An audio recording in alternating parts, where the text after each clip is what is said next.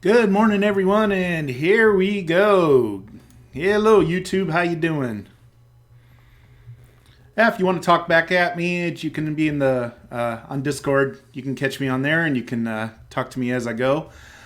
Basically, the goal today is to get the basic multiplayer going, so that I can start working on the Socket.io server to turn it into some really awesome multiplayer functionality and stuff. So the first stage of multiplayer is actually HTTP, and it is by each. Cool deal, YouTube. But yeah, it's by each one of the each server itself can run its own multiplayer, just so that you see other people in the scene and stuff like that. It wouldn't be good for real time games, only because it's like you see your person move. Hey, good morning, Bookus. How you doing? But yeah, so you see your own player move, and then when it tells the server where you've moved, it retrieves back where others have moved. So it's actually just like a half a cycle off where everybody else's moves are compared to yours. So real time games, you wouldn't want to do that. But yeah, doing pretty good this morning. Just waking up and getting going here, and yeah, starting things off. Decided it's time to get the multiplayer going, so gonna run this over. I had it working before, just so you know. It was something that I had going before, and what happened is basically the avatars were 90 degrees out of phase, and when I fixed that on the main thing, I never went back through all the cycles and fixed it everywhere else for the multiplayer. But I was also moving the multiplayer to a plugin, so yeah, a bunch of pieces. But basically, just got to get them all going in the right place and see if I can't make it work again. Because this type of multiplayer is fine for casual interaction. So, like, if you see somebody, if you want to throw them, some animation, and you say, "Hey, there you are," da da da da da, that kind of stuff, all works just fine in this style. But if you want to kick it into a real life game or something like our paintball game, or let's say you did go kart races or something, then you're going to want to see it, actually live and work as it goes. So yeah, keeping that in mind, that's pretty much where I'm heading on this. I had it working before, so using that as a caveat that I did get this stuff going. I have this multiplayer plugin that I moved everything over here. Blah, blah, blah, blah. Yeah, you get the idea. So I've got a second computer set up on my right, and which is probably my left according to you watching me. Yeah, whatever it is. I've got a computer off to the side over here, so now I do have two computers going where I can see the other one in there. Once I get that all going and everything else, then I'll tell you guys, jump on in there and let's see how many people we can get in there. But wouldn't it not be impossible for a server owner to implement their own multiplayer system for their games? Well, that's the whole thing. I want to include that as part of the core, but what I'm going to do is this simple multiplayer is going to capture the other person's moves, and it's going to basically play the animations of the other characters in your scene. And I tested it and did get it going before, so I know there is hope of getting that all squared away and working. But that's the goal today, is that piece of it. But then what I'm going to do is I'm going to offer, if people want to kick it into a higher gear on their server, then basically they're going to be able to turn on a service that lets you use my Socket.io server that I haven't set up yet. So they'll be able to kick it into that and use that for real player games. Now, there will be some games that is required, opposed to others that it's not. So we'll hit that bridge when we come to it. But so far, that's what I'm doing. But it's possible for a server owner to implement their own multiplayer system for their games. It's not impossible. They could do something, but it'd be so much easier if they just use ours, because it's going to be integrated in a number of places. But you could have a different plugin that actually did some of that functionality or whatever. But like I said, we'll see what we do. Server-side add-ons. Well, the plugins technically are both, because they do allow, like in this case, the plugin, it starts just like a WordPress plugin kind of thing, where basically it names off the path of your main file, and then in here, it's a PHP page that creates a class for you. I'll scoot that over. And the class itself does things like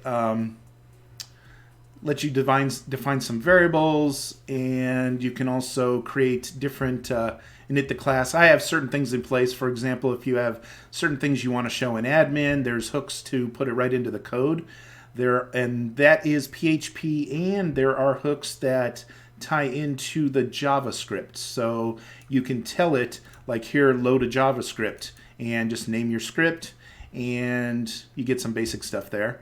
Then once you get all of that in place, then we move on to here, and you can tell it which functions to go into by these hooks, and it'll put these functions right into your JavaScript. So that's kind of the hook functionality of this. But then we do have some things where we define the form that we want to see on the menu right here, and we have a form that you see on the admin menu right here. So we got a couple things we did through PHP, and it does let you put PHP in place server-side. Yeah, so server-side and JavaScript plugins all in one, wherever you need the code to go in WalkTheWeb. So that's kind of the functionality, the style, the gist of what these things do. You'll notice that if you download there's a plugin, DevID plugin template that I have on GitHub, and basically that one will do all the various things. There's a couple steps for setting it up where you can name it, and just by doing a search and replace, it'll name, and you have to rename like one file here, and then it'll automatically find all the other pieces that it needs, and it's the template, it's the root of getting all this going. So you would name these pieces in your folder that you're calling the plugin, change the name there, and then do the search and replace in the code for the 3 names that I picked. Oh, earthquake just hit Java. They're taking us down. Too funny. So I wonder how long, let's see, before I feel anything. If it's yeah. Oh, no. Nothing going here. Okay, not yet. Okay, so let's see. So basically, the template starts with the... Whoops, I didn't even put anything in the uninstall yet. But the template starts here and basically kicks off my functions page, my class right here. There's some more stuff I've already set up in the other one, but this is what I have in this plugin so far. So in here, a couple of the things we have. I remarked out this render loop after init because I was just trying to get the initial part to work. So I'm going to turn that back on. And technically what this does is it basically tracks anytime I move, and it also keeps on going with an endless loop. Every time it finishes reading what it's coming off of the server, then basically it'll retrieve what others are doing. So it's like an endless loop that it'll constantly just ping back to the server. Every time it finishes a ping, it automatically pings back. Something real simple. It's going and getting a JSON call, but it's writing to there with my movements and changes at the same time so that I get into the database. The database then for the JSON feeds back everybody else that's in my scene. And that's how it kind of goes across. So a little bit of both on that one. And let's see if we can start by getting somebody else in the scene here and see if any of that functionality is actually working. And I'm going to go ahead and refresh my page now that I turned it back on. If I even turned it all back on. We'll find out here in a second. I'm seeing something. We got an anonymous. I don't see the avatar yet, but it hasn't finished loading my avatar yet either, so come on. There it is. Got a short guy. Okay, and if I move that one around, it's really jerky and all over the place, but that's the kind of stuff that I'm working on because I changed the way it does all of its stuff. The cool part is he is facing the right direction. The animations aren't moving the right direction, by the way. That's where it's all that's why it's all out of whack. He was 90 degrees out of phase. So when I took my player and rotated him, I had to make the movements match the animations and go in the right directions and stuff. So I fixed that in all of my own movements, but not in the other avatar in the scene yet. But this is a good sign. We have an avatar in the scene, and when I make a move, it is trying to move. It's just doing the wrong directional moves. That's a good sign. That's actually where I had hoped it had been. Well, like I said, this is something that I did have working before, so even though oh, okay, what do you got? I got to start working on the first WalkTheWeb add-on, and got 2 other projects on the burner. So yeah, cool. Working on my project, of course. Go Bookus, yeah. We're both yeah. I don't know, good programmers always have multiple projects in the fire, and as soon as you finish one or you get bored with one, even for a day, then you turn around and jump on something else because it's in our blood to program, right? Okay, see, this is one of the things I was expecting too. We are getting some 404s where the pages aren't found. I have a better way of double checking that and making sure that never happens, but we'll see. We'll double check that and make sure it's there. But as for the first try, like I said, it was in the scene. Now notice, okay, he bounced back in. Okay, so it technically is there. We'll work on that. So I'm just happy that it actually showed up in the scene, because that's a good advancement to where I was before. When I first started today, it wasn't yet.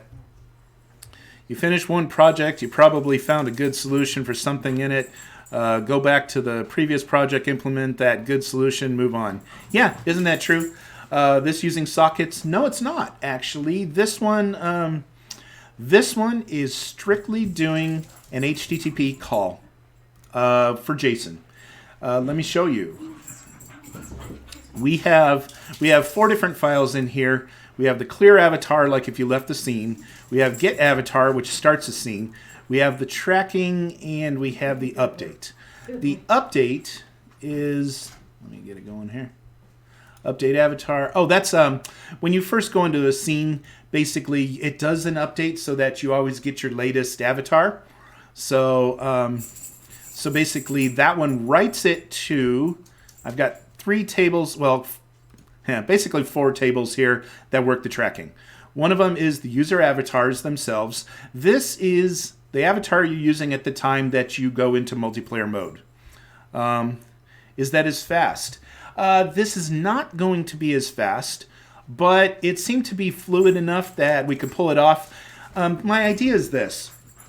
When you first get WalkTheWeb, you should have some type of functionality built in that you can already do multiplayer. So if you see somebody walk into your 3D shopping store, you see somebody walking around town, it should be working on its own.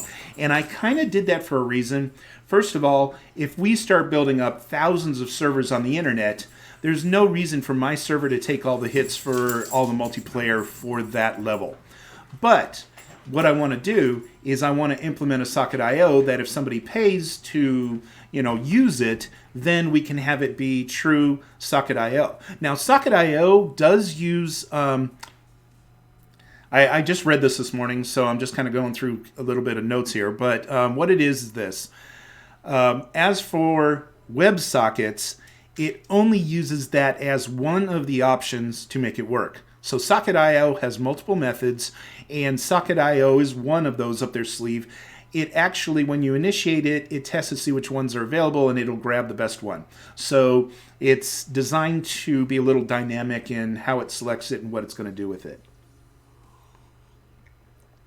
So like I said, yeah, Socket IO is a lot faster than what using sockets. It's going to be a lot faster than what I can do here. But the difference is by setting this up where it's everywhere on the internet and everybody has their own instance every time you run your own scenes, for the default piece, yeah, here I'm even getting a second, let's see. I'm even getting a second pose mixed into one. Don't worry, that's the kind of stuff that we're going to fix because it did pop a 404 every once in a while. I need to trap that and just fix it, so that's not going to be an issue in the end. But okay, so but this will give them something that it is multiplayer right off the base, and then but it does update rather quickly. So it is doing this thing where it in any cycle that it can, it'll go to the server. It'll write your current movements if there's any changes, and it will automatically retrieve back anybody else that's in your scene. So, and it does go by a certain number. So like if I come in here and say multiplayer settings right now, max number of avatars 20, it won't go beyond that. So I can limit how many I want to see. And that's always going to be the 20 closest to you. So it may change who's showing in a scene and not based on how close they are to you in that scene. That's how I set it up.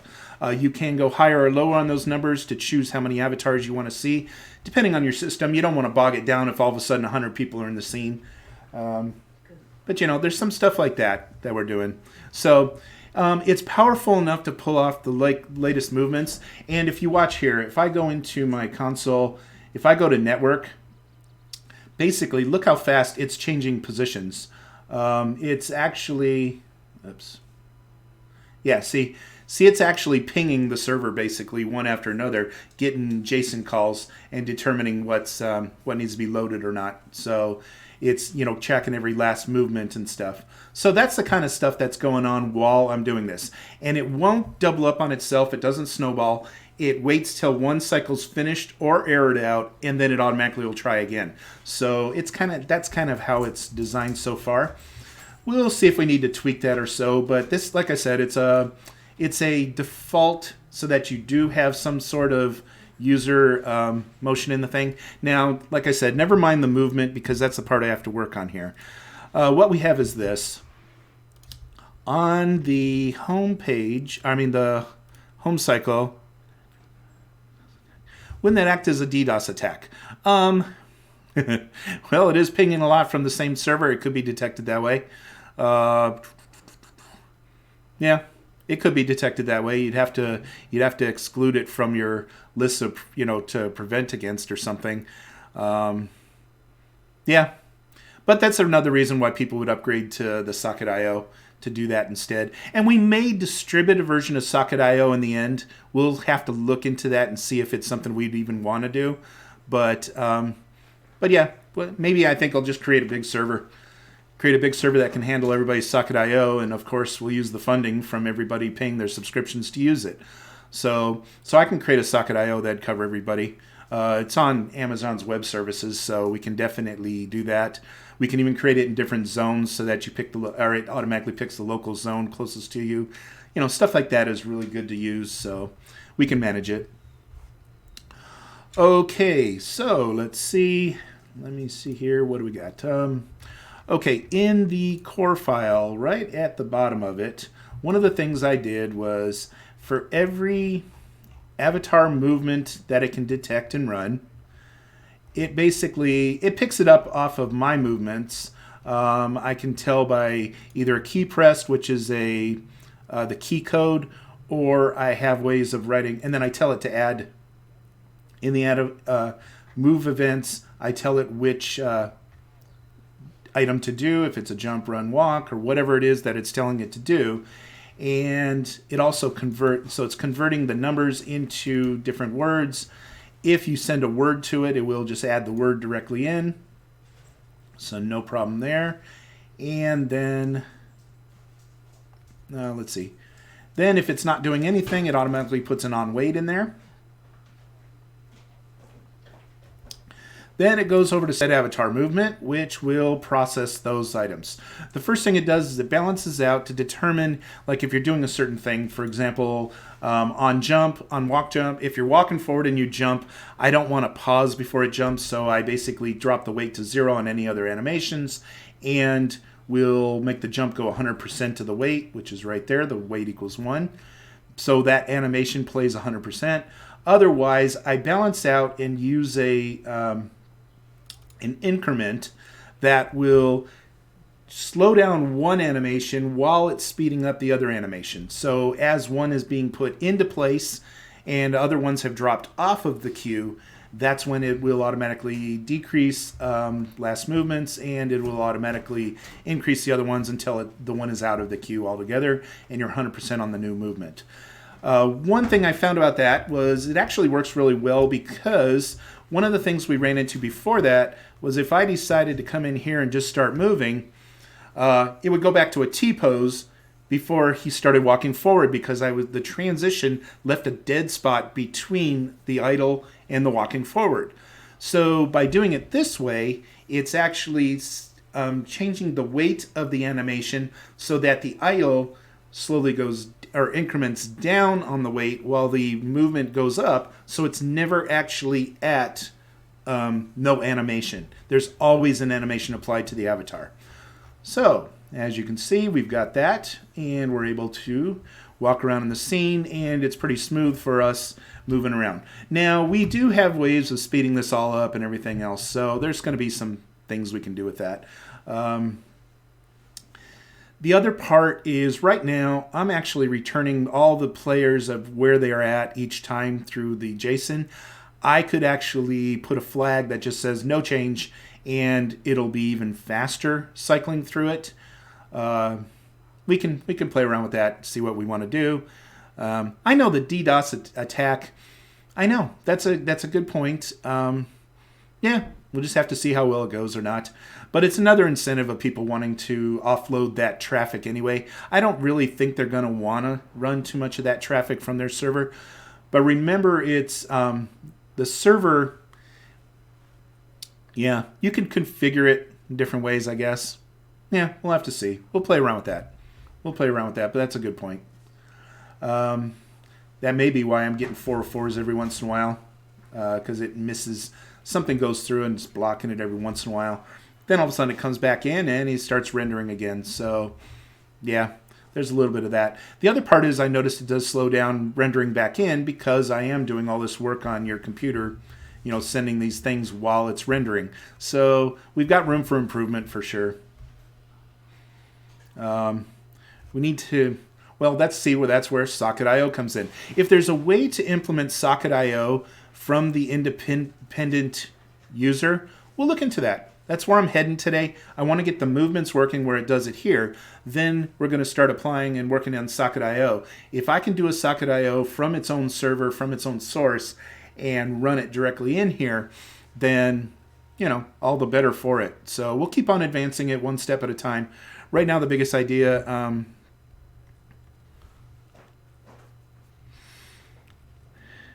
someone's going to run an orbital ion cannon on your server. Yeah. What's that? Just basically, is that a DDoS attack? Is it a way to crash it?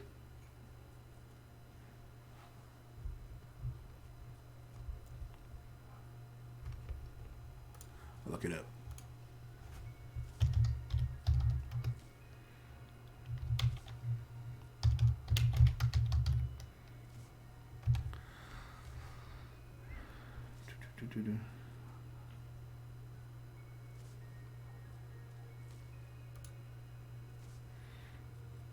Yeah, flooding the packets, of course, goal of distributing services.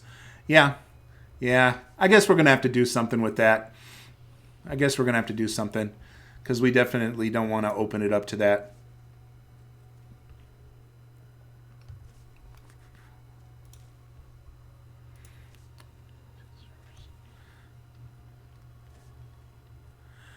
Okay.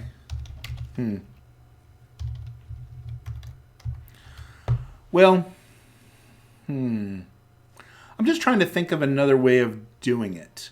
Well, Socket.io, of course. I know.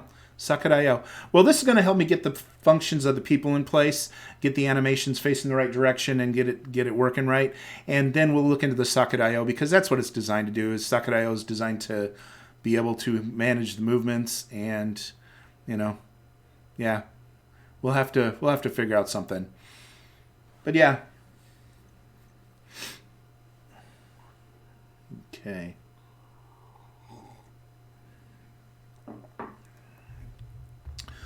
Okay, so for starters, let's see. So what happens is for each one of these movements, this waiting part, the wait part here, turns on the animations that are already loaded to the avatar.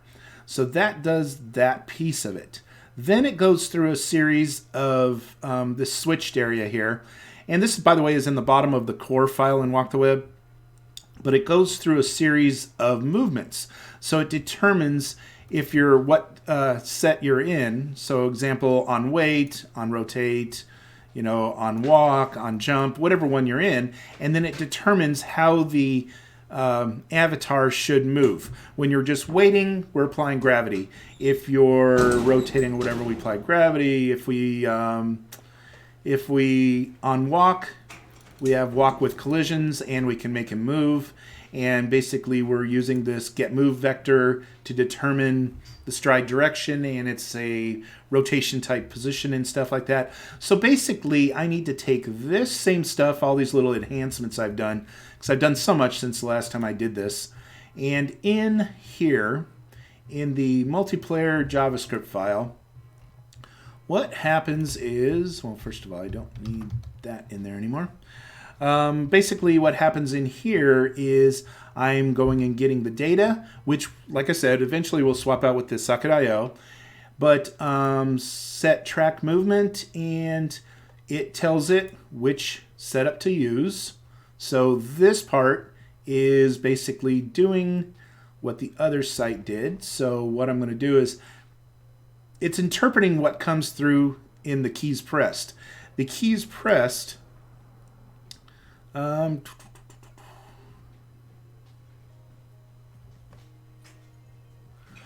this is taking my movement, translating it, which I already have translated. I need to think about that one because we already have keys pressed and we're doing this.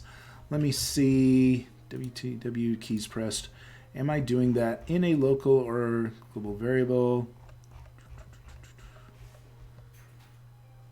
Keys pressed is right there. I load them and then I interpret it and I create this move events. What I can do is I can probably skip that step altogether, and instead of translating it twice, which it looked like I did for whatever reason at the time, I wasn't this far along, by the way, so that's why I said this needs to all be going back through.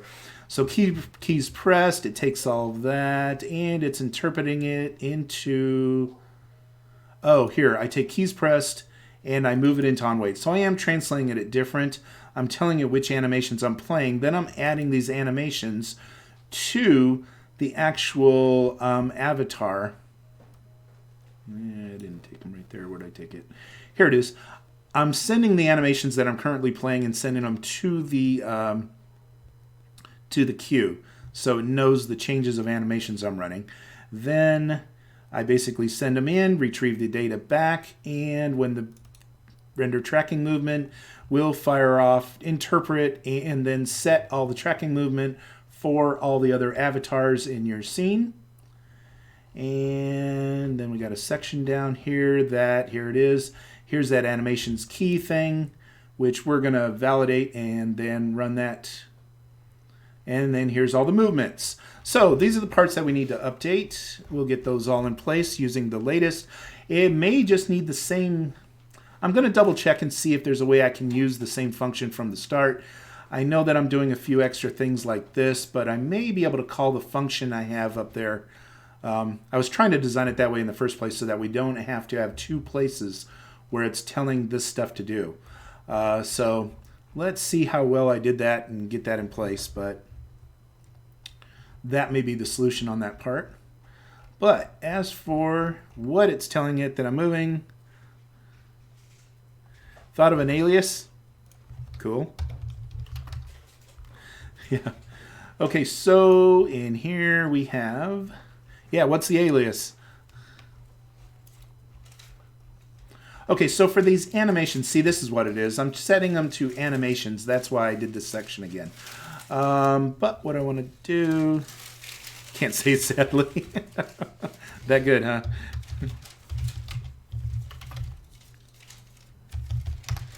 Okay, let's see. So in this other site, I have all of these movements in the move avatar, keys pressed, and I'm determining because of keys pressed, what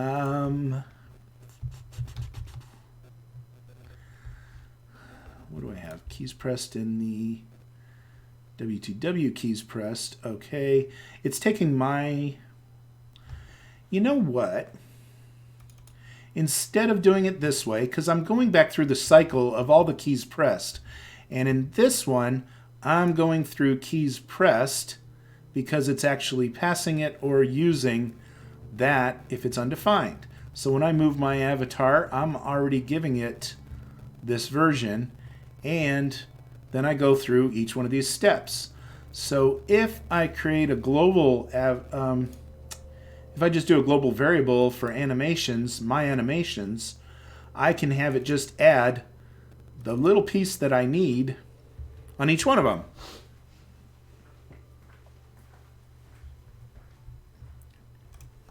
Gotcha.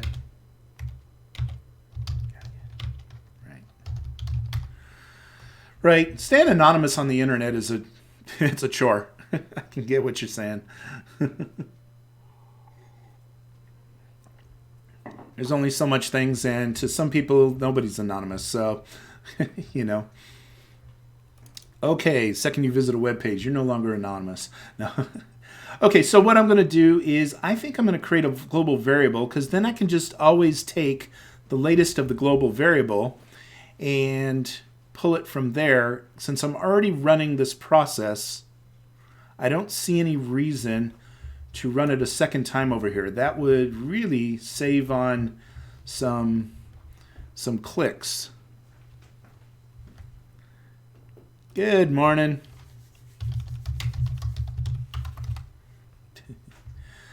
And let's see. Okay, so we can eliminate that whole section. I like this idea. Basically, let's go into the core, scripts and prime, and in the constructor, I need something to track these. I have my avatar. Let's get my animations. Animation sets, the one we're doing. I'm going to go ahead and say this dot. My current, I should say, active animations or something. Because it's not all my animations, it's only the ones that are actually being used at the time. Set it to null, and then here, let's go back to the core. I'm going to do this through a local variable.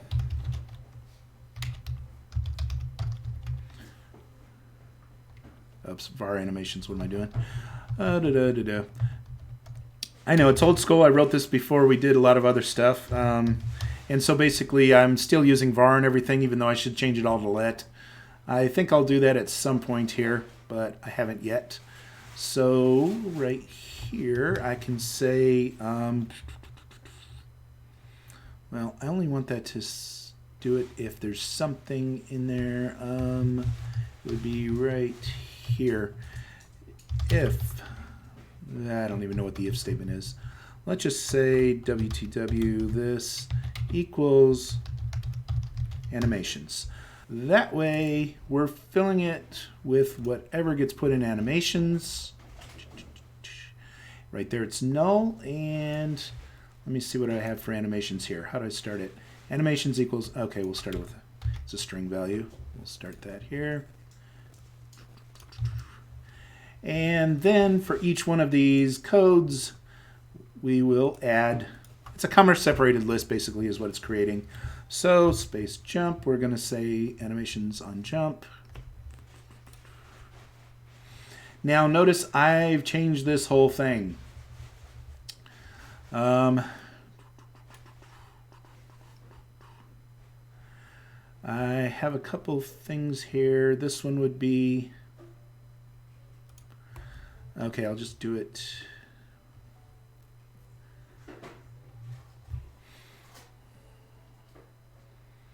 Index. I'm using index, but move events index, that item equals that.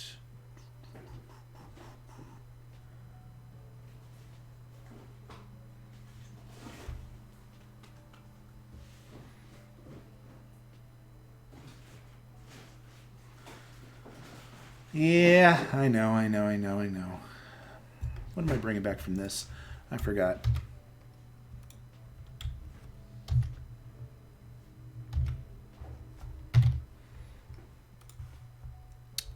Trick to stay anonymous on the internet. Use a VPN to connect to the Tor network, and do not use a do not track signal because that makes things more insecure. Right. Right. I believe you on that. I believe you. Okay, so did I find it? Yes, check animation set. This one is returning the key, which is the key that I'm passing, or with the animation set added to it. Okay.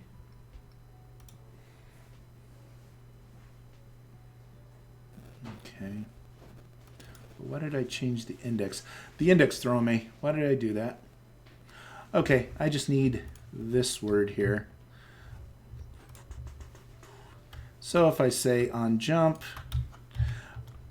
I need to go through each one of these and determine what it is. So this will be on walk jump. I see what I did. It could be on walk jump, or it could be appended for the other animations. So I need to, let's do it this way. Let animation equal this. And then I can say animation here. I don't want to run that process twice, so all I'm doing is saying set that there, and plus there, plus a comma. That would do it. If I do more of that, just kind of have to do that everywhere.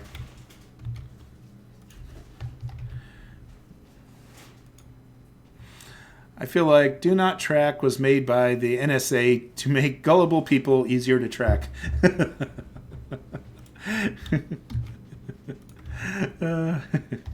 I wouldn't be surprised. I think Facebook was created by NSA to track people because everybody just volunteers their information out there in the world.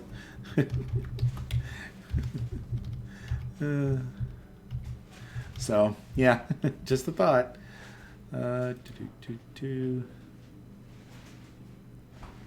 So if I just start copying this line, put it there, and on jump, put it there.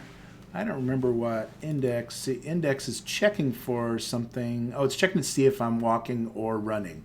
Then it's it's making this work based on that. That's why it's looking for that version to see if it's active. So, okay. If it's in the current array of move events, okay.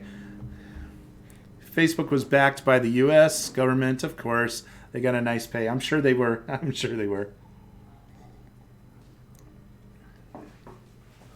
There's a reason that Zuckerberg got introduced to the president and everything. Now, actually, I think most wealthy people get that option, huh? Don't they? Okay, so animation, take this one. So I'm only looking to see if those items were in use so that I can set the proper one, so I don't need to change those other ones. Okay, so coming across here. On jump. Oh.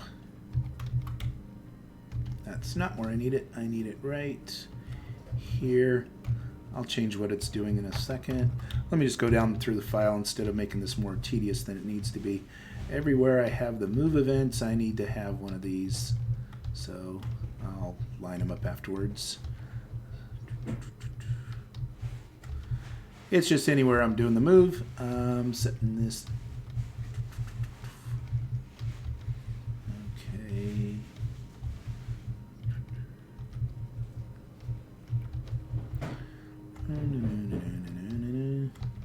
There's a lot of these. It would have taken me a while to go through them if I did them one at a time. And that's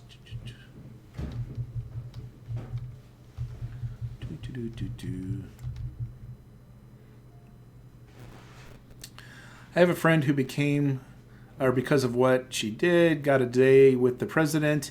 He invited her, and she has written multiple books when she's only 17. Track me, I dare you, NSA. Not a threat. Jeez. I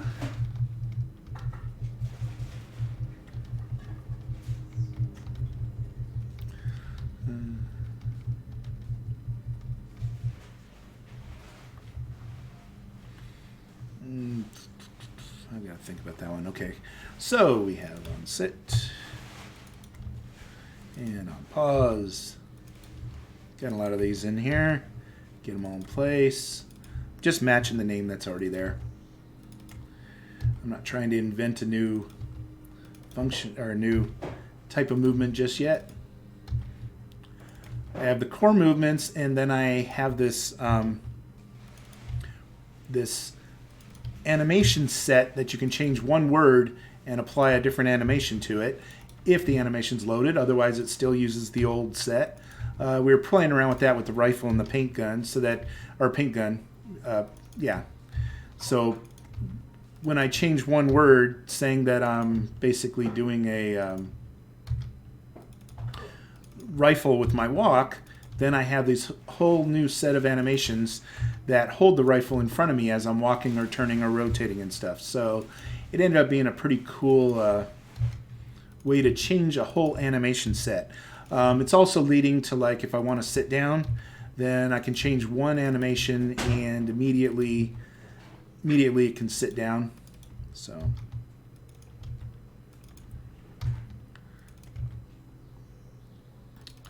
like I said, we're gonna have to go after the socket IO stuff because yeah, we'll definitely do something on there.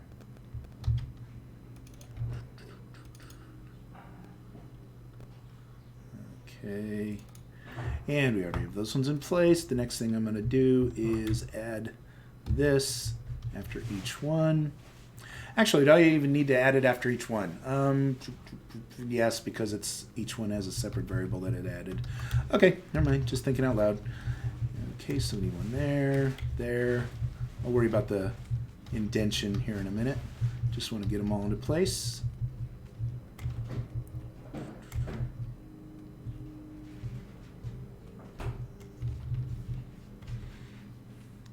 Hey Waffles, how you doing? Hey, look who it is. Yeah, it's is this back-end programmer guy? It's the back-end programmer guy. Bookus, no socket IO. LOL. Yeah, you're too funny. He knows it. He probably knows it, huh? We're gonna have another chat today. Yeah, definitely. We'll kick in there. When I'm done streaming, well, actually, right now I'm in one of the chats on my site. So if anybody wants to talk to me while we're doing this, you're welcome to. You just have to be one more voice in my head, right? No.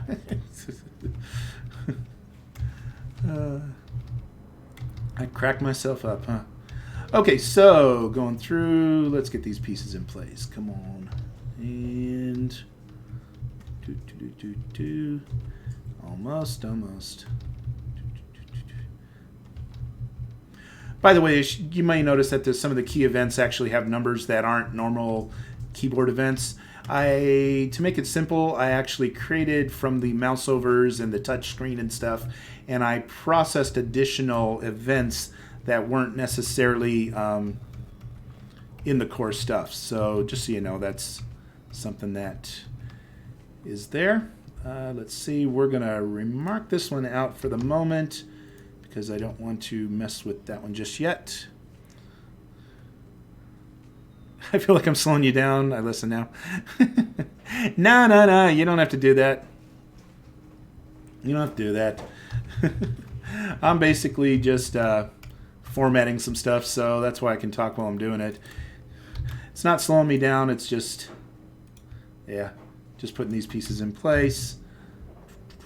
Actually, is move events length, that's going to be the same every single time, so let's get that just replaced this way. I don't have to manually type it each time. Worry about my indentation afterwards.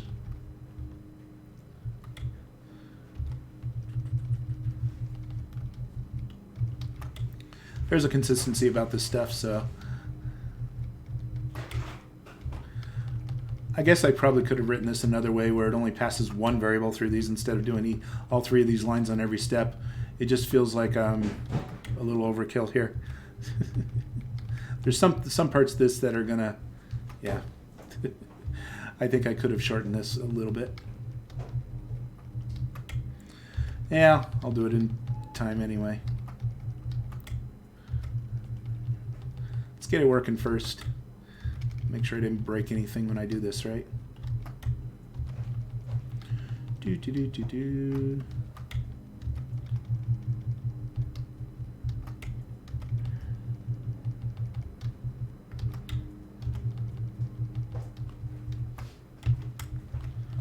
I'll line it all up afterwards. One of the best programming shortcuts, Shift Tab, when the tab is too far. Ah, yeah. Cool. On run backwards, on walk backwards.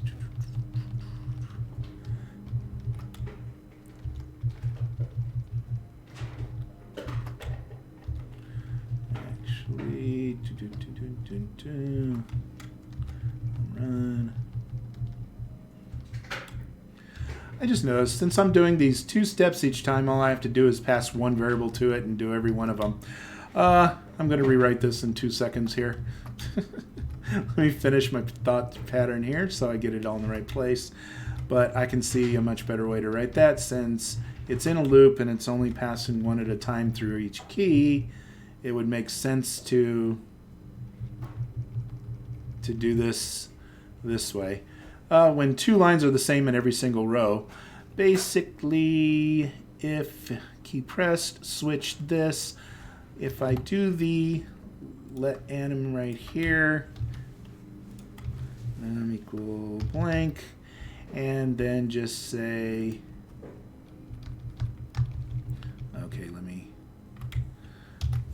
find replace. Actually, let's put another space after that and just change it to anim space.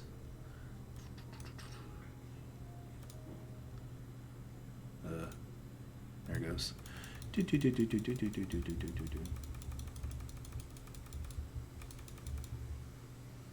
And we're back to the first one, which worked for me.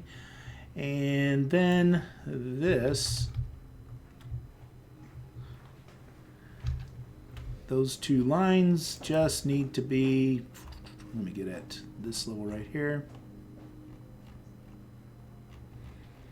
Bump, bump, bump.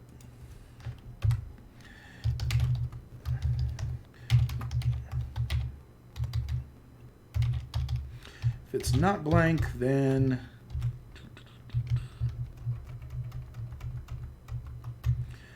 and the only reason for the not blank is because there are some lines here, for example, like this one. Well, those are both using this one. And I think they're all interpreted.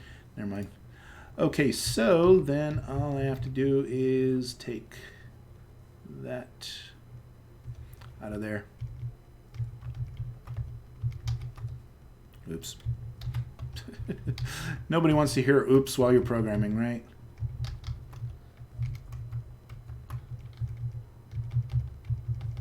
Let me get the screen up here where I can see it.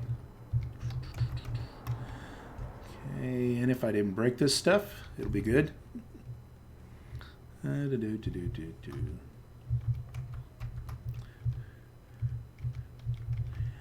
So we had this conversation, if Waffles is still here, we had this conversation the other day, and we were talking about playing reruns.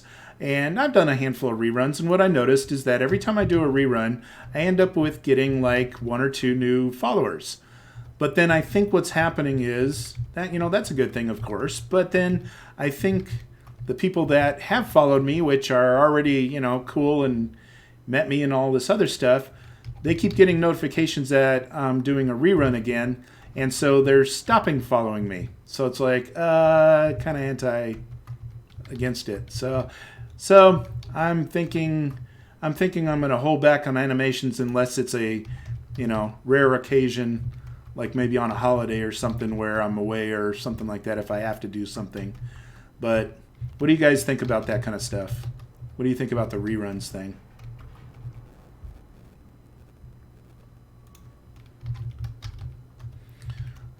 Okay, and do this.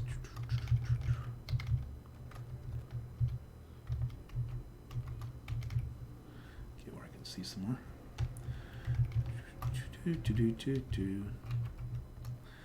I personally don't watch reruns. Your live appearance is missing, and it just isn't watchable. Yeah, I gotcha. I gotcha. And if they do want to see something like that, we got the recorded videos, and they also have YouTube where I put them, export them to. I watch if I missed it or if nothing else is on. Yeah, I get you. I get you. But like I said, you can choose to watch somebody and pick their. You don't need the announcement that I'm online to see a rerun. All you got to do is go to there and watch a video of somebody that you like. But definitely the live streams. So I think I'm going to stop that. I agree.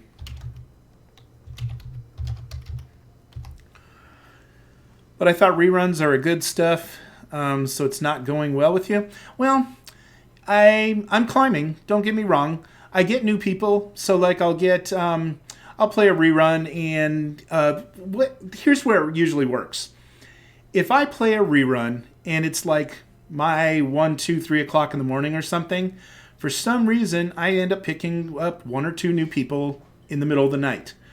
But then when I'm on live, in the daytime and stuff, that's a different story. I pick up, people while I'm streaming live and things.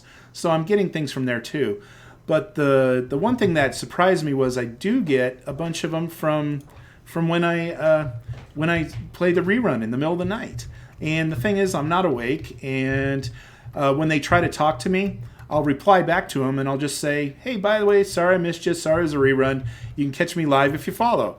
Next thing you know, they're following, and I see them, check it out while I'm live.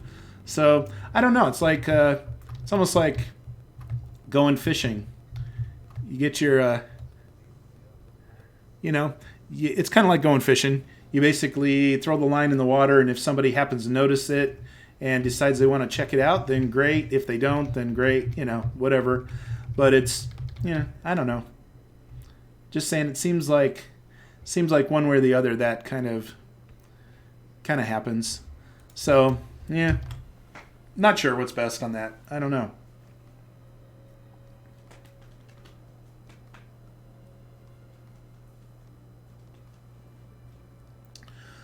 Okay, so loading up. I want to see if my animations still work now that I just changed that whole structure of how it records them. And they are stuck for the rest of their lives. Yeah. Yeah, you're right. Okay, so first of all, hey, the animations are not playing, so I screwed something up. The animation, an animation equal blank, ba-doop-doo-doo. This should have... What I mess up? If animation is not blank, which means I've assigned it in one of these. Oh, wait. After I do this, I need to set... That's what's wrong. Animation equals blank again for the next row. Or, wait a minute. It's repeating with this again. So it's reinitiating it. Why would it not catch all those?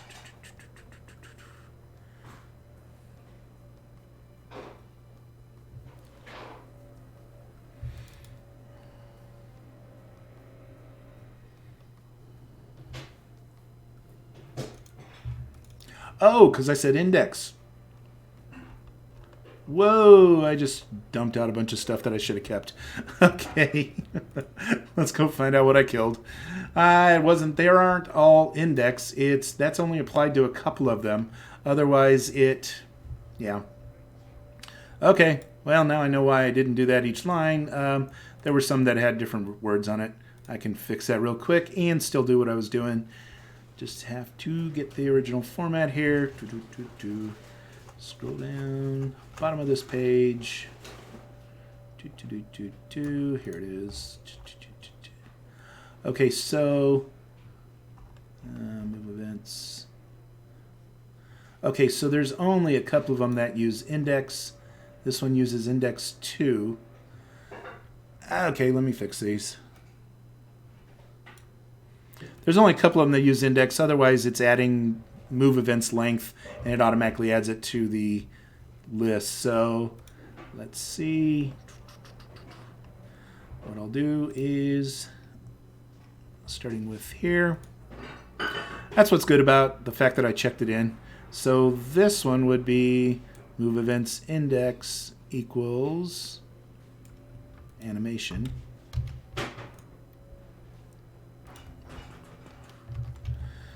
Move index equals anim, and then I need to do that other line too on these few.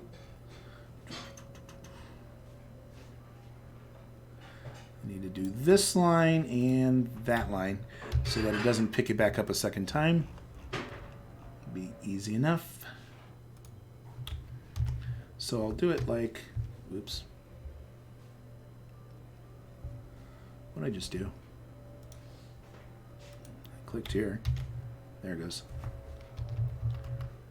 Okay, so when I need to, I will do this, which will be here, which was an index 2. Okay. And then the rest of them with this move events length as the key.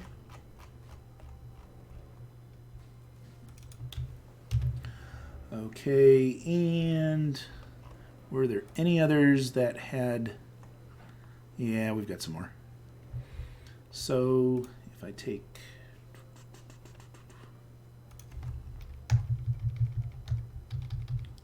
that and put it after, I think it's just the on jump that I did this special thing. Hey, you do know you're the guilty one, because when I did it, you tried to tell me I know, and you got it on my head. Now, of course, I'm thinking about it all the time. It's your fault. Your fault, but also thank you. It's correcting something I was doing. Yeah, I don't have a problem with it. I do appreciate it. You try to help me if I help myself or not, right? So if I do that way, that catches those two. That was an index 1 and an index 2. So this one catches them both here. And then these two on the else are those two. Okay, we're good on those. 1038. Okay, length, movements. Okay, the rest of them go down and do it that way. I think I'm good. Let's find out.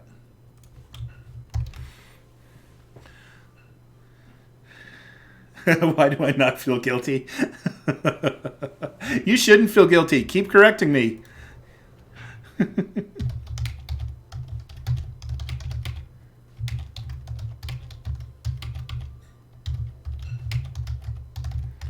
If I wanted people surrounding me that just told me I did everything right every time, then basically, you know, I never get anything done or I never improve. Just like here, YouTube turn around and says, hey, by the way, you're doing your own DDoS attack on your own server. So yeah, I'm getting this part straight, and we're gonna. I always plan to do a Socket.io server and stuff, but maybe we'll have to distribute a basic one for everybody so you can use your own Socket.io server or something.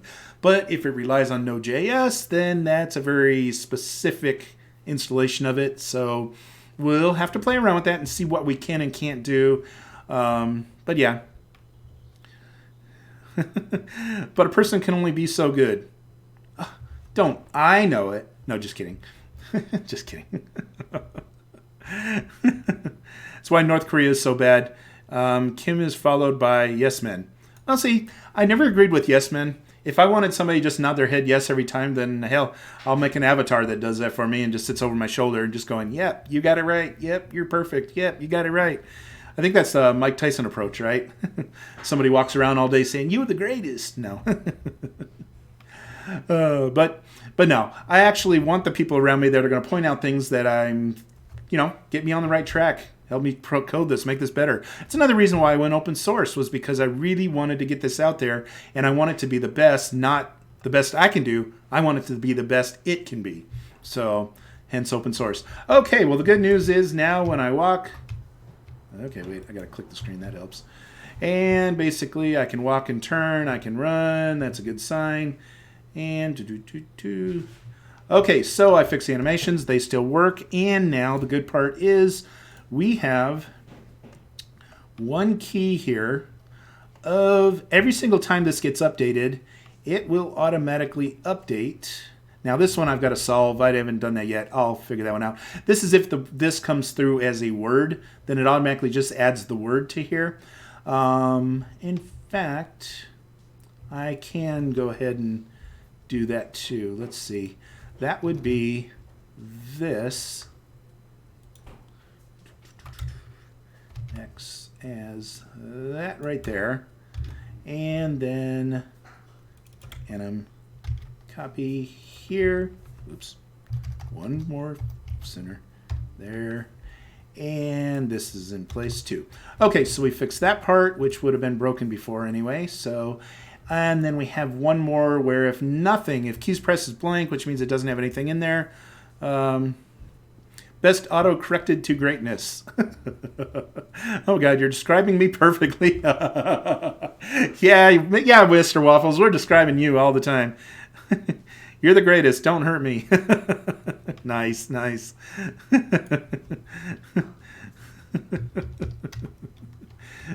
Did Waffles write that program?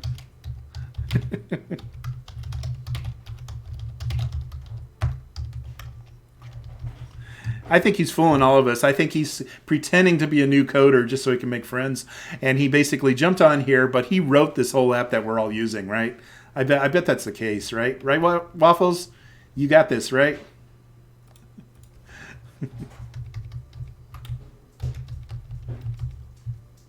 Your secret's out. What did I write? Oh, everything from OBS to Twitch. Are you the one who wrote the whole app? That's why you're pointing me in the right directions every time I do something wrong. Maybe. Your secret's out. Okay, so now that I have this for the animations, now I can take this variable, which will always be the latest, greatest, because it only gets updated every time it reads the new things. So every time if I just pull it here, instead of this, I can actually skip this whole section here. And I don't even need that piece. Animations, where am I using this? I am using animations and putting it right here. Wow, we just made that simpler. Okay, so now I don't need from here to there, because I'm not checking the keys pressed anymore. And I don't need that variable there either. Okay, so that actually gets all the way through that piece. Wow, I love it when we chop out a block of code. What's that? Let's see. Let me catch you up here. Let's see. Okay, maybe. Let's see. YouTube. Hey, thanks for the subscription. Awesome. You're cool. A true leprechaun never reveals his secrets. Leprechaun, huh? Well, you are in Ireland. You hinted at that more than once. Thanks for the big books. Nice. Okay, YouTube. Okay, Waffles. Hype. Okay. I wanted a first tag. Oh, nice. I know. You guys got to show me how to make custom tags in here, because I need to change all these up and make them ours. Make it stuff that we, would use and stuff. So I'll have to look that up afterwards and see if I can't do that. But yeah, you needed a first tag for sure. And then let's see. Oh God, he doesn't even know. Okay. Oh, it's Santa Claus. Cool. A little buzzed out Santa. No. Read the freaking chat, bro. 10 minutes later. I know. I'm trying to catch up. Jeez, I was actually coding. The first is the first 25 people to subscribe. Oh, cool. Cool. I didn't know that. See, I'm learning too. I'm learning. I know. I'm over here trying to code. What was I thinking? Okay, so I got that piece in place, and now the other one that has to happen would be, well, let me first see if we actually get some motion from everybody else.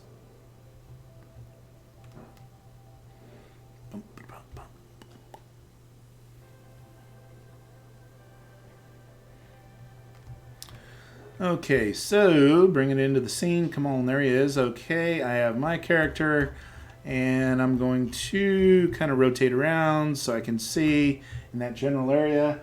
And let's refresh the other character here that I've got in the scene.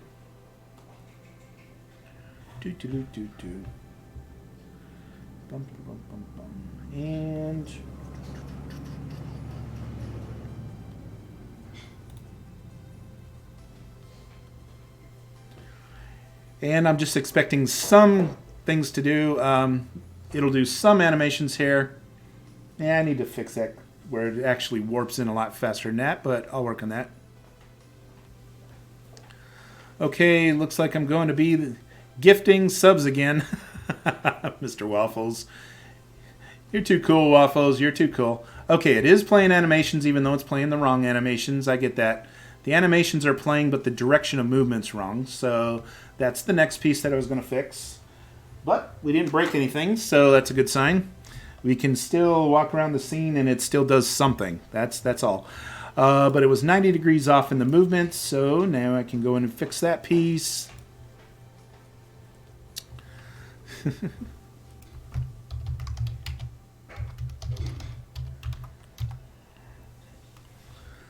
Okay, and let's get it down here. Okay, so in this section, first of all, how alike is it to the other avatar camera is that camera? That would be... Why am I using avatar camera anywhere in here? Avatar camera would only be my camera, not anybody else's, which I've already eliminated any use of that. So I do not even know why that was still in there.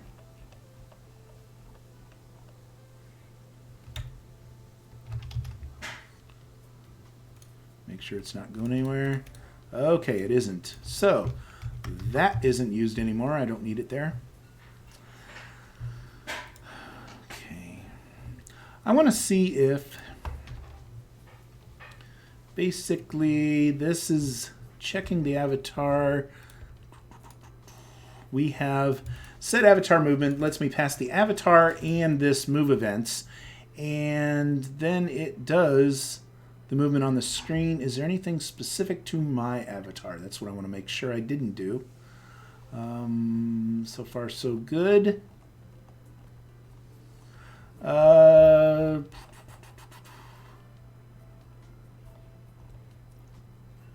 did camera movements. Their movement shouldn't change my camera movements. That's so far the only piece I see that...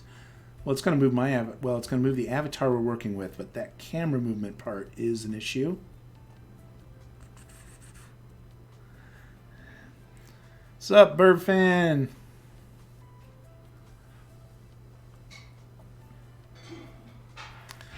Okay, so the only thing that set moving cameras, that is also...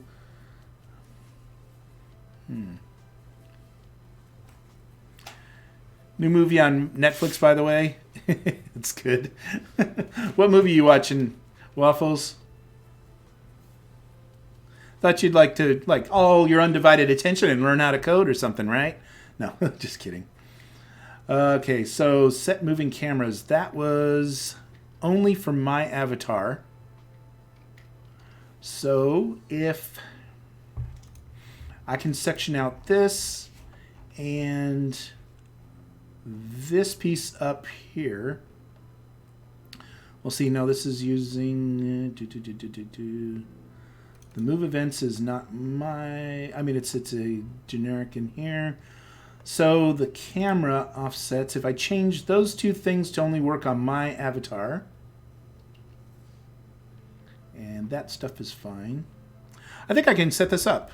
Don't push your luck.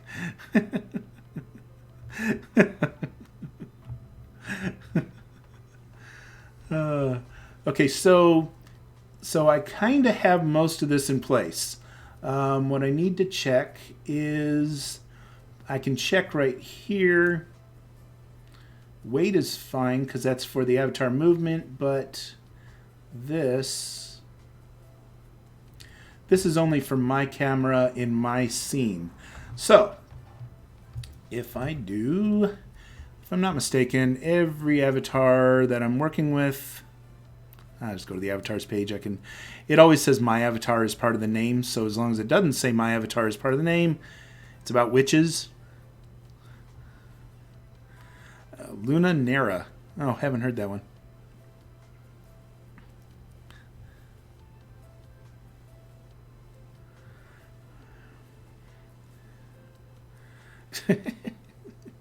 You guys writing in cryptic icons now, YouTube? I can't translate that fast in my brain as I'm looking. Those are pretty cool, though.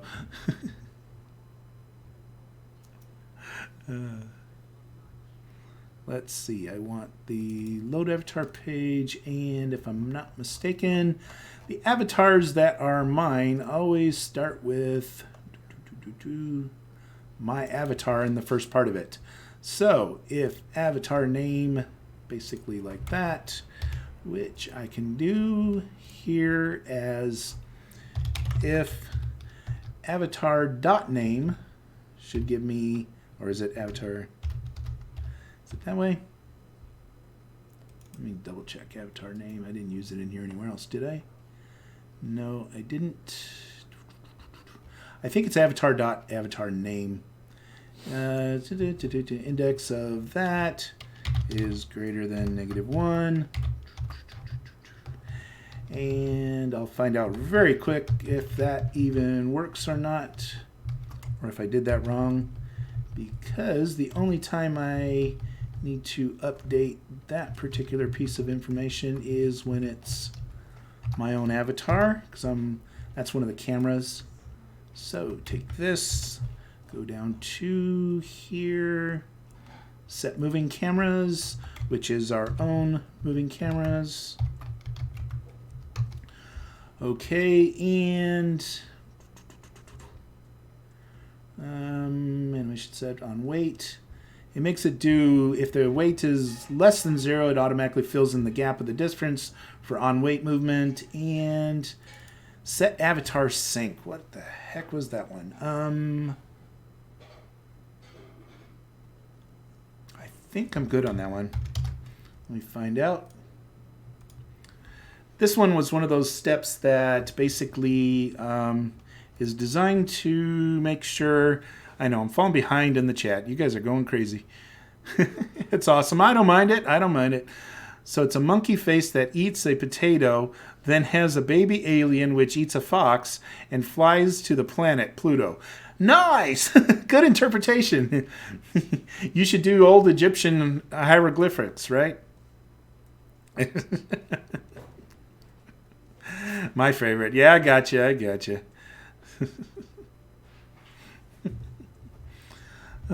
Set avatar sync. I just want to make sure this isn't personal to the one avatar. It's doing a little translation on this in case we're trying to do certain things at the same time. This one cleans it up. Cancels out a walk forward and walk backwards at the same time and different things. So that part takes care of that. Okay, so that's not an issue for what we're doing. That can run for every avatar that comes through here.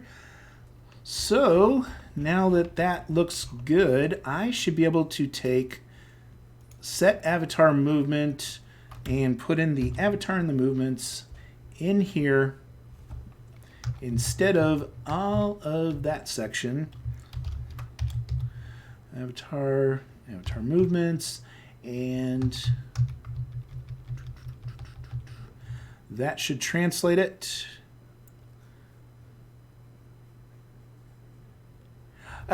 This translate, let's see.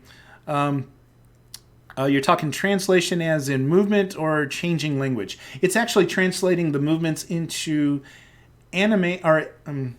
translate the move events, which is just the words saying what we're going to do, into the actual turning on an animation by its weight and giving it the movement of overground. So it's actually translating and doing both of those things. All the animations, just so you know, are actually designed to be in place. Now, there are some dance moves that move a little bit off center, back and forth, or do different things. But overall, the animations are in place. So when he walks, it's all in place movement, walk backwards, strife, and everything else. And then I set the actual movement over ground afterwards. So Transing emoji story, admin. Oh, thought you were talking to me. Yeah, I gotcha. I thought it was geometry. I got excited. Well, I did the geometry. If you look, well, first let me remark that out from there all the way down to we should be able to take those movements. Set avatar sync. Yeah, we should go. That should be the rest of that file, which is really nice if I'm not putting this in two places anyway. So I like being able to do that. Okay, so I should be able to do it from there to there. And now, saving both of these pages. Let's see if I broke it or fixed it. I gotta refresh both these avatars. Let's first get my avatar in place and kind of walk him out of the area. So they come in the exact same location. Oh, index of undefined. There's our answer. I didn't get the name of the avatar right. Okay. There's another way to look it up.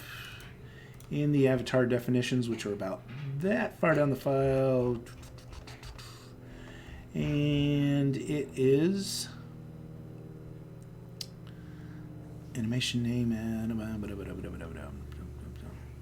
I think it is just anime ID. Let's see.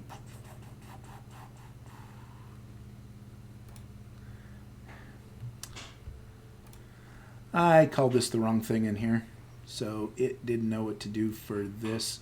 It's not avatar. I think it's avatar name. Let's try that. I did need a second word avatar. It's not part of the mix. So let's get those in place and try this again.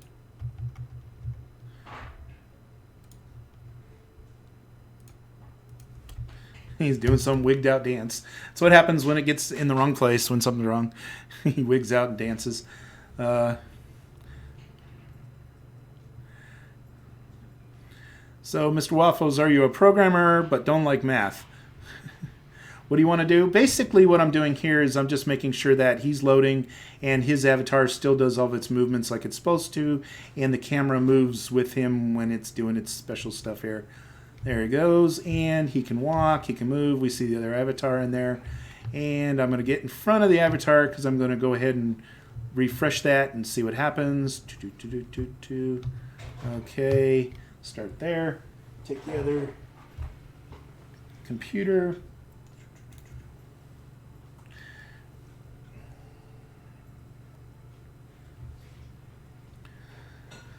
Yeah, so what do you want to do? Anonymous, great. Okay, so what's happening here is I'm actually loading up the other avatar in the scene, and I'm going to see if it's using that same function. There it is. Check it out. He's walking, and it's walking the direction that he's actually moving. And if I rotate, he rotates. Walk forward, it moves. It's a little jerky in the movements, but like I said, Socket.io will fix that. So, nice. Ooh, that was a run. Boy, he took off. I guess running animation wasn't loaded yet. I don't know.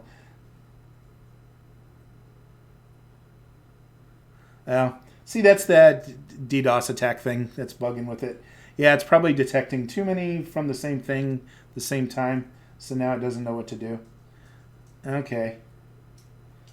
I'll fix it. But the good news is he's facing the right direction, and we've already fixed that part. So the next thing I need to do is I need to study up and learn how to do a Socket.io server and set up a. I need to set up a Linux box. I need to set up Node.js on it. I need to set up. A lot of stuff.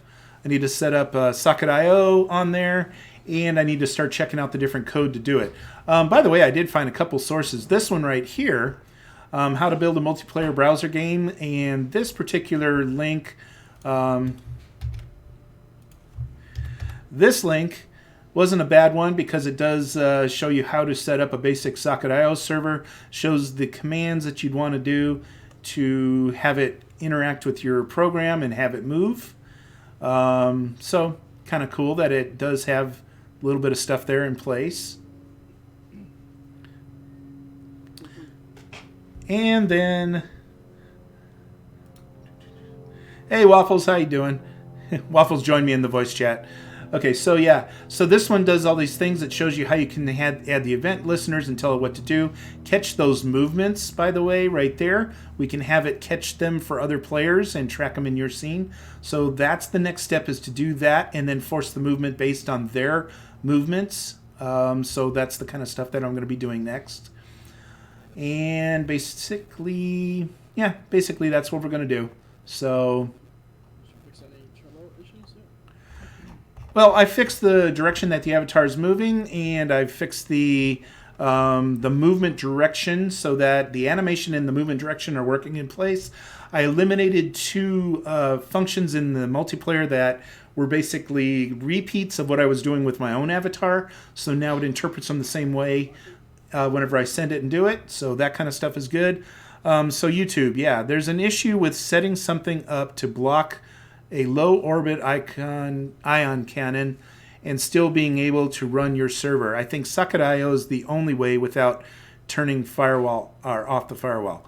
Oh, by the way, not sure. Yeah, I agree with you, YouTube and Socket.io. We need to do it. So what we'll do is we're gonna see if there's something we can do with the we're gonna see if there's something we can do where it does stuff. Yeah. We need to make it aware at least somehow. We need the basics. So we need to get the multiplayer perfect, because I don't want bad reputation that the multiplayer didn't work well. That's, good. Okay, so Bookus, yeah. Oh, by the way, not sure if you can use this somehow, but I have one game made when I was learning some stuff. It's interesting, I think, but not sure if is something you want to do with your project. If you want to take a look. Oh, cool. No, I appreciate it. I joined, but I got people around. Oh, okay, yeah, no worries. I've been there. We all do that one too. And there are bugs, but a good starting point if you want to use it. Oh, very cool. I appreciate that. Yeah, because everything we do with getting these things in place. Let me get this open here. Oh, cool. So, okay, they're bugs, but a good starting point. Okay. That could work in one of the arcades. Ooh, if it paints on canvas, then yeah, we could actually put it and make an arcade game out of it. That would be really cool. Because I can take a canvas and actually draw it on a plane in a 3D object, and then we can put it on a machine. So we're building an arcade in the game, in the scene that we're creating. Okay, so click on the dice. Oh, that's cool. Yeah. I get you. Ah, better luck next time. Your opponent moves one field.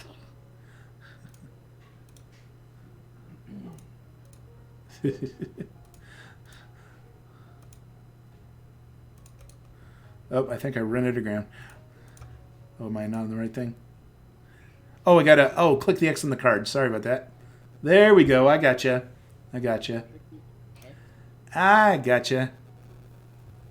Yeah, very cool. No, I like where it's going. I like the layout and everything else too. It's kind of got a Monopoly feel with the little jail down here and the green start up here. It's got kind of that going on. That'd be cool if somebody can make a Monopoly browser version game. That'd be awesome. Yeah, very cool. Yeah, Waffles was just telling me in my head, talking in my ear now, that yeah, it'd be cool if somebody could do a browser version of a Monopoly game. That'd be pretty cool. I like the style of this though. Yeah, unlucky you. You move one field backwards. Cool, and it takes the motion. I see. When you finish reading the card, then it takes the motion. I gotcha. It would have to be randomized, right? So when you pick a card, you have to deal so much money for when you yeah. So let's see. An indicator where each player is would be nice. Oh, okay. Oh, right. Whose turn it is? Above the dice, maybe. Naming. Maybe you can name your characters and then say whose turn it is above the dice. No, shouldn't there be 2 dice? Well, I think basically Waffles was saying, should there be 2 dice? I was thinking, yeah, that would only work if you had more spaces. If you're actually, a bigger game where there's more spaces all the way around it or something, if it extended to that. But otherwise, I see why 1 space would be, or 1 dice would be enough. roll 12 twice in a row and you're 3/4 around the board, right? Didn't expect that page. Yeah, and if we add it in, could you add a tutorial? Oh, the other part is, by the way, in the canvas on the games, we can actually make some places hotspots so that you can click them in the games. So that's going to take a little bit more effort, but we can make it interactive where you click on things to do it.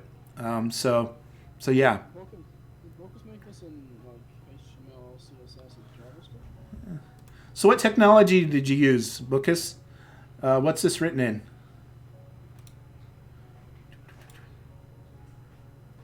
It's pretty cool. Yeah, it looks really cool for sure. Just yeah, HTML, CSS, and JavaScript. Nice. It's cool. It's old though, but Yeah. it's awesome. Okay. Yeah, very cool. Very cool. I like how the squares got bright. It's pretty old. Yeah. No, but I like the play of it. I like the idea. I like the thing. Yeah. We could do something like this, kind of like a Wheel of Fortune feel to it, where basically somebody can take a roll at the dice and maybe we give them free gear in the game. So like if you want to get a free hat that you can wear, or you want to get a sword, or you want to get a gun, or whatever it is. I don't know. We'll think of what kind of gear and stuff. But we can have them on different characters on here, or actually we can have them as different cards of what they get if they land on it. So like all of a sudden somebody rolls and ends up on one of the cards. It could be something about, hey, you won this free gear, or whatever. Yeah. Cool deal. Cool deal. I want somebody laying in jail. Wait, how do you play with two people if it's only one? Oh, one person did land in jail. Nice. Cool. That's cool. I like that. Okay, so then you get out after a certain number of turns. Very cool. Cool. I love the Monopoly feel to it. That's really cool. Okay, so by the way, let me see. Also, I found on Socket.io, they have a lot of support for setting up the server, what it does, how to work it, and everything else. So we do have the Socket.io docs and everything else. Because here's the deal. I can see the need for a Socket.io server for multiplayer movement. We can use it for the chat. We can have certain enhancements they can buy to do certain things. But I think if we don't have it as a core, it's going to hurt the gaming feel of the whole thing. But I don't know. Maybe we'll just, if you want to be multiplayer, then you have to pay to subscribe and do it to help pay for the Socket.io server, especially to make sure that it can handle everybody's usage. So we'll think about that part afterwards. Let's get it all working first. We can worry about, different pieces that, need to make money opposed to different pieces that, are just doing the other stuff. But yeah, so the next thing I need to do really is going to be start setting up some servers. I don't really want to stream that just yet because I haven't done too many Linux boxes lately. It's been a little while since I did one on AWS. And the reason I don't want to stream it is because of when it might pop up a password or some other security thing that I don't really want to show on a stream. So I think I need to go through those steps on my own first and double check things out and get some stuff set up. But we'll come back to this because we really want to make the Socket.io perfect. We want to make the multiplayer awesome so that every single person who comes here just wants to do it, So with Socket.io, connections are established even in the presence of personal firewall and antivirus software. That's cool. Yeah, definitely. That would help. The other piece is, I noticed Socket.io, basically you're just calling it to a different port. Because even in the Socket.io docs, I can see that it basically requests you set up a port as a listener. Makes sense. Here we listen like port 80, which is your web traffic. And when it comes through, you can do different things. Otherwise, they did set up another Socket.io listener. That one's requiring 80. Okay. Port 80. I saw some stuff where it started opening up another port. Require 80. Okay, I guess they're just, all this stuff was that. Maybe I saw it on the other page when he was doing this. When he did his example, port 5000, he was the one who did it. So the app, you can set the port to whatever you need it to be. So Well, here's another option. Yeah, it would help versus DDoS attacks, I'm sure. Yeah, definitely. And I want that. But you know what? Maybe it'll be minimum socket IO so that you get the movement and you can do different things. And then if they do live games with it, or I don't know, if they take it to another extreme, I don't know. No, I don't know. We just have to figure out the pricing model after we actually get it working. My idea is get it working first and then take it from there. So, but we can put the listener on port 80. That's not a problem, and we can tell it what to do. So I'm going to keep on doing that.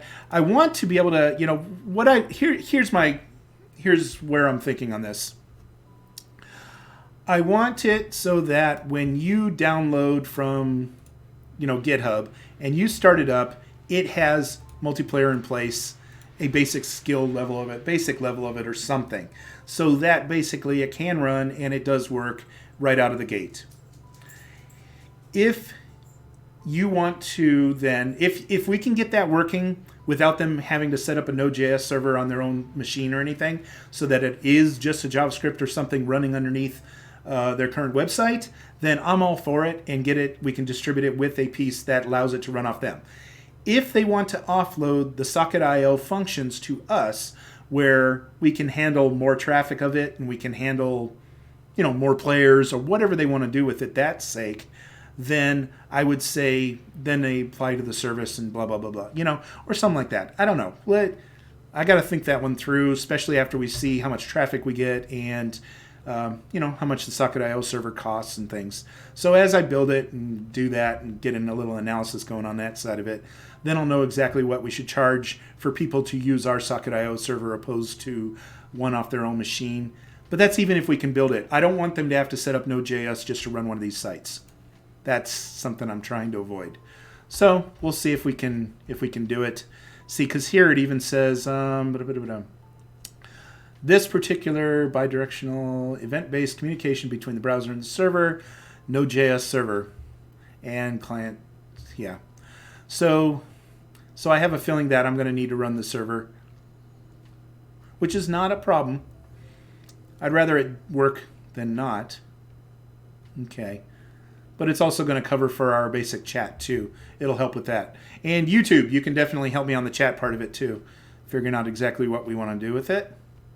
And we're going to keep on opening up doors and figure out that voice IP and even video chat in the end, because we can definitely do that. The program allows it, so that would be really freaking cool.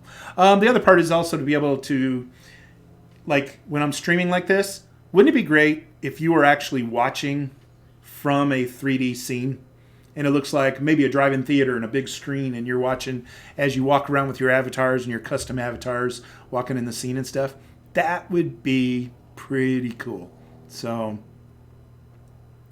that's where we're heading. That's the kind of stuff I'm going to work on. So, well, thank you all for tuning in today, and I'll be back again. I'll be back again. We'll hit it tomorrow or whatever. I just got to plan ahead and see exactly what I'm going to be doing. Hopefully by then I will have the Socket IO server set up, and maybe we'll be doing some coding against it. Not like this. What do you mean, Waffles? Hey, Waffles, you want to stream? Jump on there and don't leave me. That was a fast one. I know. But hey, we got the piece working that we need to do. Me reverse engineering Twitch chat socket so I could set up a system for setting up chat. Oh, I got you. Yeah, I wonder through their API, being able to work the chat and being able to tie it to like a 3D scene so that you can, in the 3D scene, type chat and actually make it work. That'd be cool, because then instead of watching directly on Twitch, I don't know, is that creating our own version of Twitch? I don't know. I don't want to get too far from Twitch. No. Maybe I'll multi-stream where it's streaming to Twitch and stream to our system at the same time. That would be cool. Let's see. Yeah, I'd stream, but I don't want to stream coding again until I have a full-on project to make. Might just do small games and small dev until then. Okay, well, think about it. We're also making we're making a game room in our scene that we're building. By the way, I started building some things, and here's just, since we're in here, For now, I'm going to turn off the multiplayer. Oh, by the way, another thing it does, if I have the multiplayer on, this is kind of cool. Oh, it didn't trigger to come back on. I'll find that. I gotta make sure that when it does that step that it catches everything and turns it back on. But stream brainstorming game dev.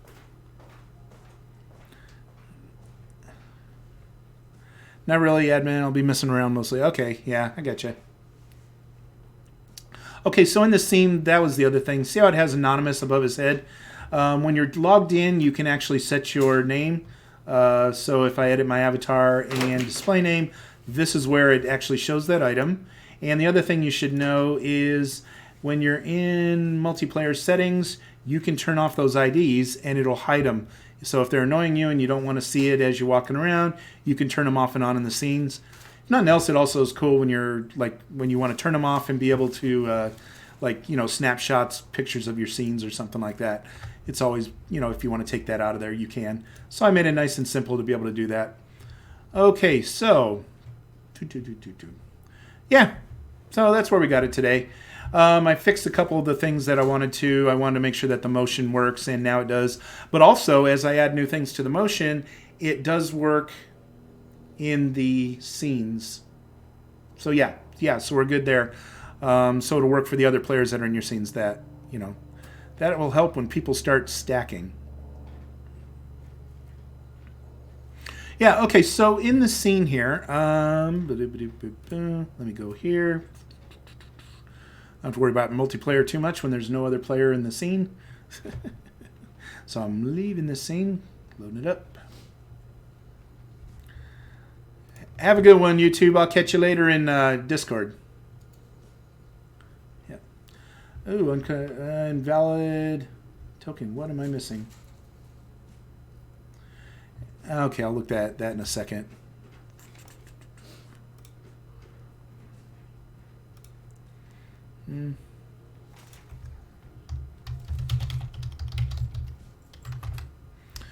Okay, and let's see, is this going to load up? Now, I got some syntax error. Let me fix that real quick. Admin, community, unexpected token. Those are different lines of code, too. Okay, I'll have to see what it's doing. Maybe one of those things I just remarked out, it didn't like it. It kind of looks that way. It's repeating on every frame. 1394 is the first time it happens on admin 1394. There is no 1394 on the admin page. Okay, I'll have to track that down. Okay. I'll track that down. But here I do have the start of a street in the scene. Played around with a couple textures and threw them on here. Yeah, geez, he doesn't like walking over the curb.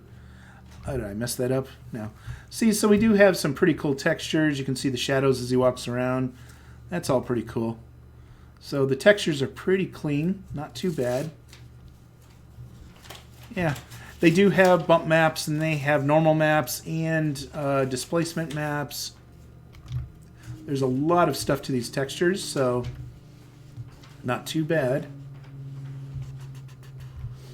The stripes in here, by the way, that's a lighting issue. I think it's the shadowing.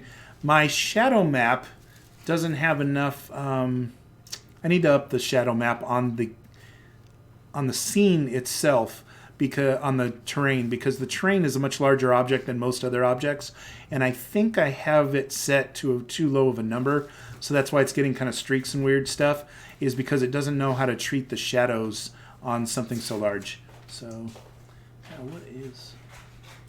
Okay, if I look at any one of these, is it going to tell me anything? Tell me what it is. Open full page form. That's not what I'm doing right now. What is that right there?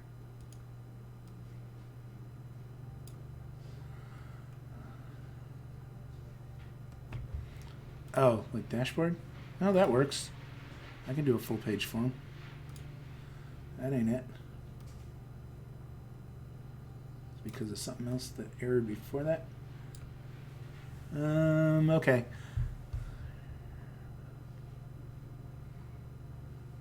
Oh, it was trying to report the error to the error page. That's all that is. That's not the main issue. Okay, well, I'll track that down. Remark out a couple things and see if it hits it or trips it on it or something. I don't know. But it's only in admin mode that it does that, because when I go back to the regular browsing page, it didn't do it. So, okay. Well, thank you for watching with me today. I'm going to move over to... Even Twitch has errors.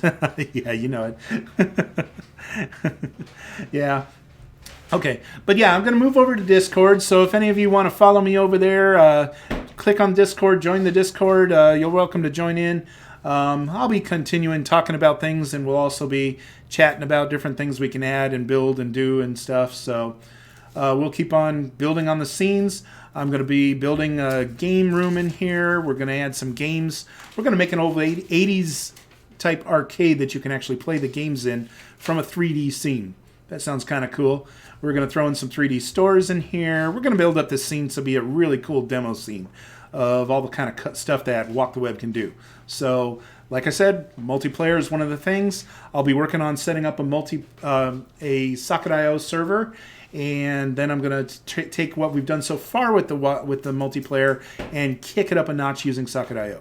So just baby steps along the way, and we'll get it there. So I want to thank you all for watching and following, and we'll definitely pick this up, keep on going, and work on it. But like I said, I'm kind of...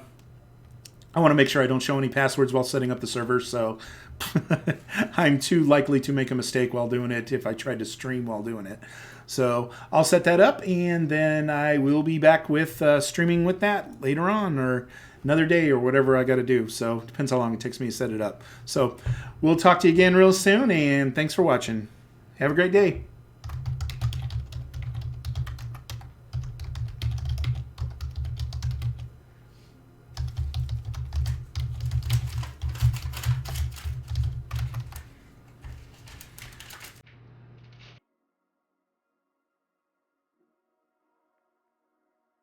Hello.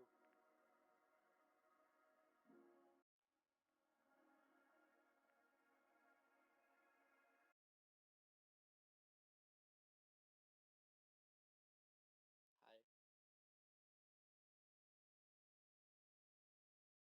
Pretty good. Hey, so do you want me to send you some like of the inner code that not just what you see in the front end of the sockets of Twitch and like the pinging process and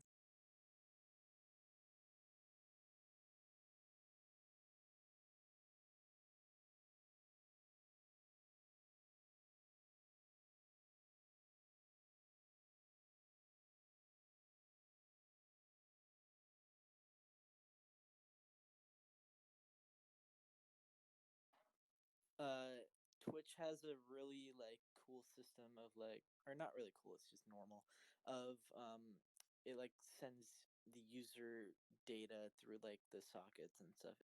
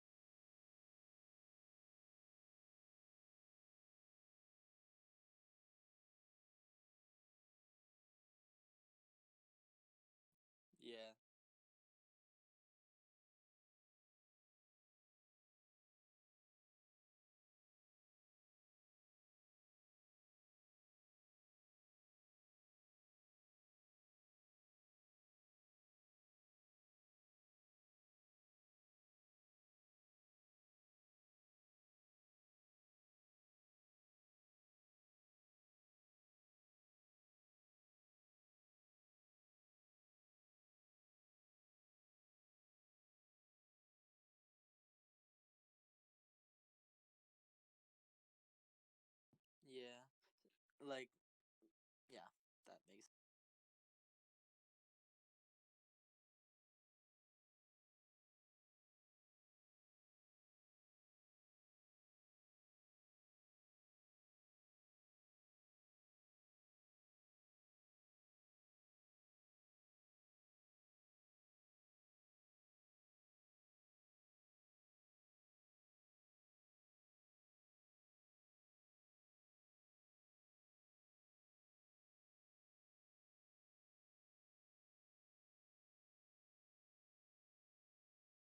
Cool.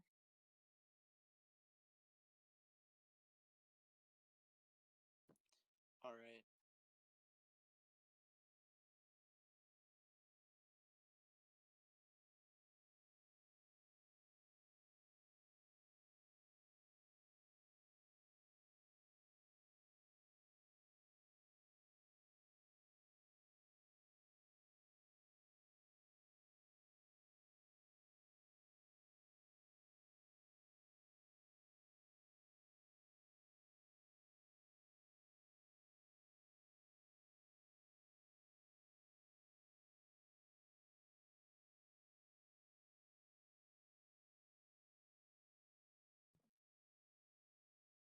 All right. So you already got it figured out.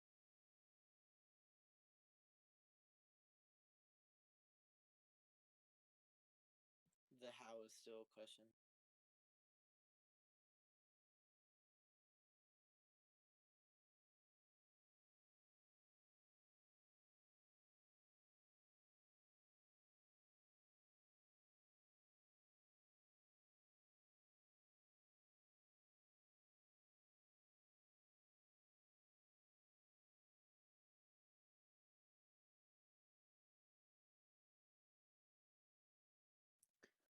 Yeah, and literally, if you were to run the HTML like get one, that would, after you get like a bunch of people to join, that would DDoS your.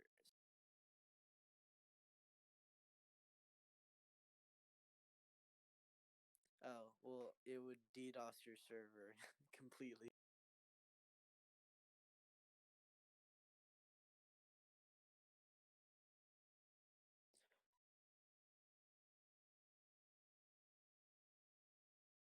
Yeah.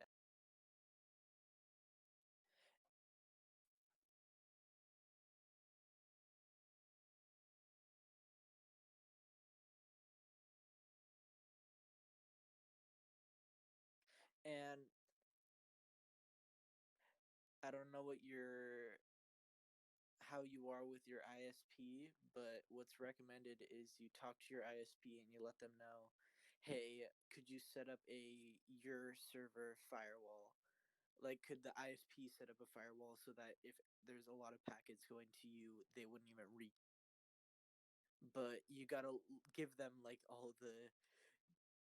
you gotta tell them like, oh, if you get a socket. Yeah, but they cost a lot.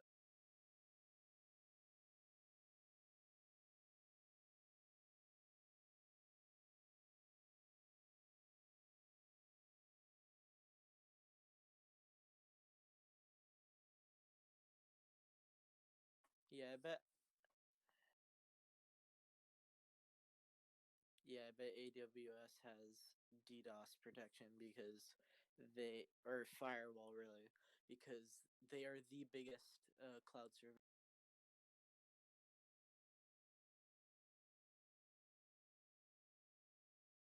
All right, sounds good.